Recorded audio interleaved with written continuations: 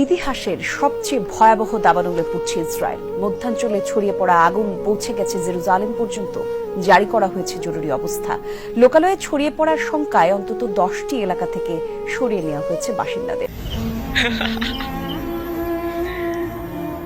কি ভাবছেন একটা দেশ পুড়ে যাচ্ছে আমি হাসতেছি কেন? কিছু পরিস্থিতি আছে হাজারো কষ্টের মাঝেও হাসি পায়। ঘটনাটি ঠিক সেরকমই।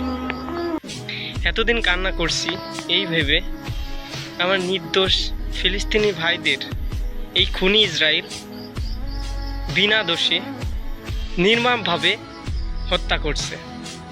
ভাবতাম আর আল্লাহর কাছে দোয়া করতাম, আল্লাহ এই ফিলিস্তিনকে তুমি হেফাজত করো এই খুনি ইসরায়েলদের হাত থেকে।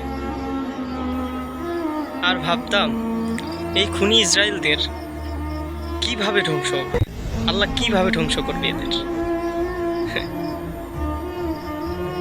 কথায় আছে না, আল্লাহ ছাড় দেন কিন্তু ছেড়ে দেন না।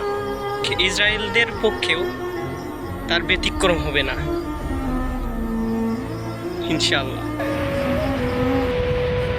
নির্বিচার বোমাবর্ষণে গাজাকে ধ্বংসস্তূপে পরিণত করা ইসরায়েলের মাইলের পর মাইল এলাকা পুড়ছে আগুনের লেলিহান শিখায়। এক সপ্তাহ আগে দেশটির মধ্যাঞ্চলে ছড়িয়ে পড়া দাবানল আরও ভয়াবহ রূপ নিয়েছে।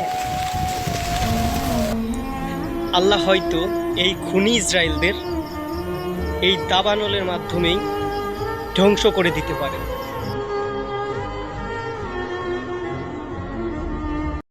আল্লাহকে ভয় করো, কারণ আল্লাহর চেয়ে বেশি শাস্তি দেওয়ার ক্ষমতা কেউ রাখে।